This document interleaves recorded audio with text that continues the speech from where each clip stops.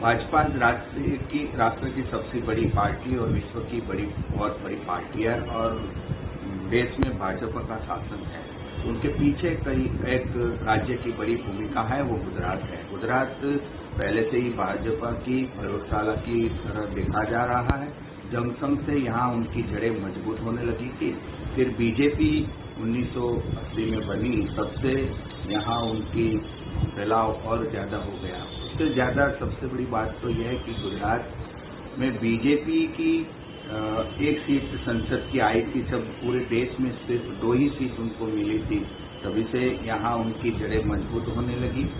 आगे जाके यहाँ नरेंद्र मोदी की बीजेपी में एंट्री होती है, उसके साथ यहाँ भाजपा दिन प्रतिदिन सालों 10 साल बहुत मजबूत होने लगी। बीजेपी यहाँ अपनी जड़ें मजबूत कर सकी, उसका सबसे बड़ी जो कोई वजह है वो गुजरात का जो एक कांग्रेस की यहाँ की सरकार थी, माधव सिंह सोलंकी की, उन्होंने जो एक अपने शासनकाल में एक निर्णय लिया, उसी की एक वजह मानी जाती है। जो यहाँ का जो टर्निंग पॉइंट आया गुजरात में, उन्होंने ओबीसी के लिए 27% आरक्षण की घोषणा कर दी और गुजरात में जो एक पाटीदार समूह था वो कांग्रेस से हटकर बीजेपी के साथ खिसका। दूसरी बात, गुजरात में कम्युनल राइट्स बहुत होते थे, तो लोगों में भी एक अशांति जो होती थी गुजरात में, उसके प्रति भी एक द्वेष था। और बाद में राम जन्मभूमि आंदोलन शुरू होता है 1989 में, तो उन्हीं की शुरुआत भी गुजरात के सोमनाथ से होती है और अयोध्या तक वो यात्रा जाती है। तो इसी तरह गुजरात में जो पोलराइजेशन हुआ और जो जातिगत समीकरण बने, उसके साथ ही जो यहाँ का एक तबका था जो कांग्रेस के साथ रहता था, बीजेपी कांग्रेस ने जो खाम थियरी अपनाई थी उसके प्रति भी लोगों में एक रोष था। तो वो सब होने के कारण बीजेपी की यहाँ जो मजबूत उनकी वोट बैंक बनी और यहाँ उनका शासन शुरू हुआ। बाद में नरेंद्र मोदी गुजरात के मुख्यमंत्री बने। नरेंद्र मोदी ने पूरी गुजरात की जो पॉलिटिकल एक सिनारियो तो उनको बदल दिया। जो हालांकि 2002 में गोधरा रायोट्स हुए, गोधरा ट्रेन अग्निकांड के बाद जो रायोट्स हुआ, उसके बाद उनकी छवि हिंदू हृदय सम्राट की बनी थी, लेकिन उनके साथ उन्होंने डेवलपमेंट का एजेंडा बनाया। गुजरात में कई ऐसी योजना है उन्होंने करी, खास करके जब यहाँ ड्रॉप आउट ज़्यादा था, स्कूलों में प्रवेश कम होता था, तो उन्होंने कन्या प्रवेश उत्सव शुरू किया। गुजरात में बिजली की बहुत बड़ी दिक्कत थी, तो ज्योतिर्गाम योजना की तरह गांव-गांव बिजली का एक नेटवर्क बिछाया।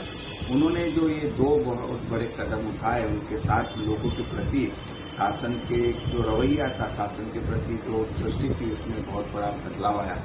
नर्मदा योजना की बात हो तो खुद एक मुख्यमंत्री अनशन पर उतर जाते हैं, तो भी गुजरात के लोगों की भावना के साथ जुड़ी बहुत बड़ी योजना थी।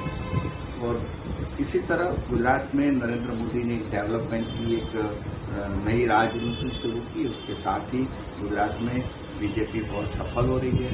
और अभी जो पिछला चुनाव हुआ गुजरात में, वो तो एक अभूतपूर्व चुनाव रहा, क्योंकि इससे पहले माधव सिंह सोलंकी जब मुख्यमंत्री थे तब चुनाव हुआ तो 149 बैठकें उनको मिली थी, लेकिन पिछले चुनाव में 156 बैठक साथ बीजेपी ने अपना एक नया रिकॉर्ड बना दिया।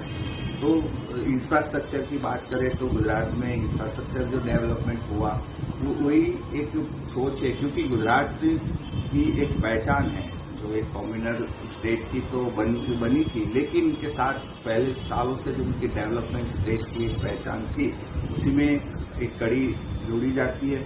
अभी बुलेट ट्रेन प्रोजेक्ट हो, सूरत शहर में मेट्रो का प्रोजेक्ट हो, अहमदाबाद में मेट्रो का प्रोजेक्ट हो, और खास करके स्टैच्यू ऑफ यूनिटी जो विश्व की सबसे बड़ी ऊंची प्रतिमा यहाँ केवड़िया में स्थापित की गई, तो उनके साथ एक प्रवासन क्षेत्र भी यहाँ बढ़ रहा है। तो पूरी जिसको मैं मोदी तो बोलता हूँ, जो हिंदुत्व और डेवलपमेंट की एक संयोजन यहाँ हुआ, उसके साथ ही गुजरात में उनकी बहुत जड़ें मजबूत होने लगी है। और इसी तरह गुजरात में बीजेपी का एक लंबा और सफल सफर रहा है।